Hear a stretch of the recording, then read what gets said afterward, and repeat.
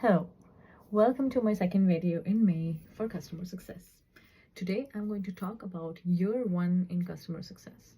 Whether you are a successful customer success manager who has worked in different roles in the industry, within SaaS, within other industries in customer success, or you're someone who's transitioning from sales or project management and other areas of business into customer success. I want to talk about a couple of things that I did well in my year one and a couple of things that I wish I knew how to do better in my year one. And let's dive into the strategies, right? So the first thing to remember is whenever you are in your first year of customer success, you have a few months where your install base is ramping. So what I mean by that is you're going to get customers every month in your book of business, and that's going to be a ramping stage, and you're not going to be at your full capacity up to a few months. Ideally between 3 months to 6 months is the time period that it takes for you to be at full capacity. So if you look at this time period, what is it that you should be really focusing on? Definitely use this time to network and upskill. Two things. Let's talk about upskilling. Try and understand about your product. Try and understand how complex is the product that you are trying to retain your customers on. Try to understand how confident you are on your product. Be very honest with yourself. Am I feeling very confident about the product, or am I not feeling confident about the product? And also be very honest about how much do you understand the product and how much are you feeling confident to talk about the product with the customer. Because at the end of the day, the customer has signed up with you for your product. The customer is going to want to continue to use your product, and you're going to want to retain your customer on value. You want to retain your customer on the value they see in the product that they are paying for. So that's definitely step one. Step two is, as you start connecting with your customers, try and understand the touch points. So whether you are in an industry and a company where you have your touch points defined and you're supposed to go through those touch points at those particular periods in time and you're supposed to check that box, or you're in an industry and a company where you have more flexibility in terms of the touch points, always remember that your customers are human beings. They are people. And the best thing that works with people is building relationship, connecting with them, understanding their needs, and building that long-term relationship. So building that long-term relationship should always be at the forefront of your business relationship with them. And that goes whether it's customer success or sales, but definitely for customer success, because you're here as a point of contact for them for the longer run. So definitely make sure that you understand how, when you speak with each customer, how frequently would this customer benefit from speaking with you, how much they would how frequently they would want to speak with you, what do they really want to speak about, are they more looking for product support, are they looking for strategic consulting, what is their focus area. And do not forget to check your own calendar to be conscious that every month you're going to have new customers added to your book of business. So you're going to then need to spread that time between each one of those customers within the 6 months while you're also upskilling on the product. So give yourself grace. Do not sell yourself short, and do not sell yourself thin. And meet with your customers frequently. Keep a cadence that works both for you and your customers, and keep the touch points that work best for you and your customers. Always keep product and usage at the forefront. Retention can be done with negotiation, but retention is done automatically with usage and customer satisfaction. So always keep that at the forefront of these planning of touch points. It's difficult. I know in the beginning it's difficult to always gauge and be more aware ahead of time of how this relationship will pan out. And that is why it's important to also keep building relationships continuously. So do not think that there's only one person within the company that you can speak with. Yes, you're going to have customers, especially if you're in the SMB space. If your customers are in the SMB market, they are smaller companies. They might sometimes have 3 employees, sometimes have 15 employees. And you might only have one or two people that you can have touch points with. If you're in mid-market or if you're in up-market, you might be able to get more people to have touch points with, and different people in different teams. Sometimes some customers prefer that we, as a customer success manager, I speak separately with their sales team, separately with the marketing team. So try to understand that context of the business and try to understand how their teams are working internally and how you can fit in to their teams. Somehow you are that one person who comes in every few weeks, it's like a consultant, but the relationship you build with your customer should be such that they start thinking of you as a team member, and they celebrate your progress and your progressions and your milestones like they're celebrating the milestones of their team member.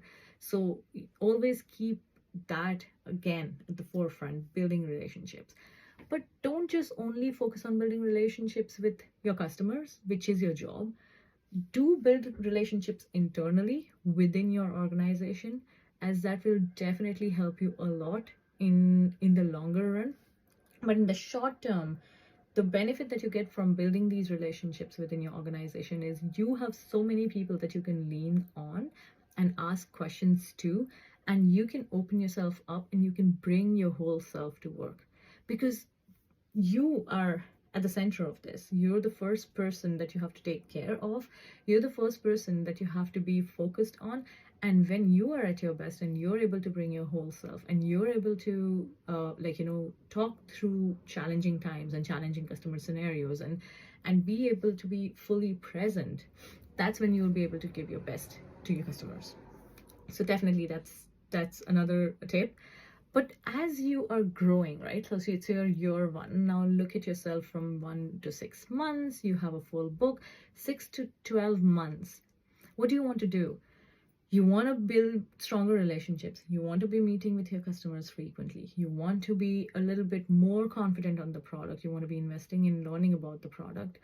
You also want to expand outside of your team, outside of customer success within your organization, and you also want to be expanding your relationships in the industry. The stronger relationships you foster in the industry, the more you will learn from people outside of your organization, which usually, especially in tech SaaS, is something that we get tunnel vision. We have such wonderful organizations in tech SaaS, HubSpot being one of those pioneers and at the forefront of being an organization, really great organization to work from. We can get tunnel vision in only looking at the relationships and the ways of working and the business processes within your organization. So when you go outside in the industry, for example, for me, I definitely love meeting people who are in tech and SaaS because they are in my industry, who are in customer success, but also people who are not in customer success, who are not in tech SaaS, and they're in other roles like sales, consulting, project management, program management. I love meeting even people from product. Like I love meeting people and love connecting with them and sharing ideas, because I learned so much. And it's like a stimulation for your brain, which you really need. You need to chisel yourself to be able to have conversations with people who are not doing the same job that you're doing, or who are not in the same industry or same organization. So go outside in the industry, connect with people, have conversations, and learn about how they are doing their job, how they are doing customer success in their organization. Is there something that you can share with them or learn from them, or even best, collaborate with them? You will find abundance of opportunities to collaborate if you really put yourself out there. And the most important thing that I wish I could have known and I could have told myself was, be aware of your imposter syndrome. This imposter syndrome will come crawling at you at every new opportunity you take. I was literally saying this to somebody yesterday that I'm going to start working with, and I have the privilege to start working with on an impact project that I will be sharing about shortly. But I was saying this, that when I start anything new, I have imposter syndrome. It always starts with imposter syndrome. I would take up a challenge because I know I can do it, right? So you have taken up customer success because you know you can do it, whether you have experience in it or you don't have experience in it, whether you've worked in the large scale organization, you've worked in a smaller scale organization, You know that you can do it. That's why you've taken up this challenge, and they know that you can do it. That's why they have hired you. So we really need to be very aware of our imposter syndrome and keep that in check.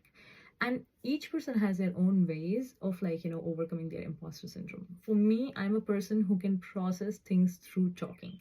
So I would talk to my manager about it. I would talk to my team members, seniors in the organization. I would really connect with them and have a chat about, like, how things are going. Am I able to cope with it? Am I not able to cope with things? And really, like, get their 2 cents, because you will be surprised to find out when your manager and your, like, seniors in your team tell you, I was there, like, where you are. And, like, really, trust me, you'll get here where I am. It's very easy to look at people who are doing their job very well, efficiently, or who know the mill of the run, like, the run of the mill, and they just know how to do it. So you look at them and you think, "Ah, will I ever be able to do it?" Believe me, you will be able to do it. This 2 years ago, the me that I look at was 100% doubting if I will be able to do everything that I am doing today. And here I am doing everything I'm doing today. So I really hope these few guiding points help you in your first year as a customer success manager, irrespective of whether you're in tech, SaaS, or you're in any other industry. These are some values and principles that will really keep you going and making a much long-term impact, not only on your customers and your organization, but also on your industry. All the best. Send me some messages if you have any questions or you would like me to cover a topic. And until next week, thank you. Take care.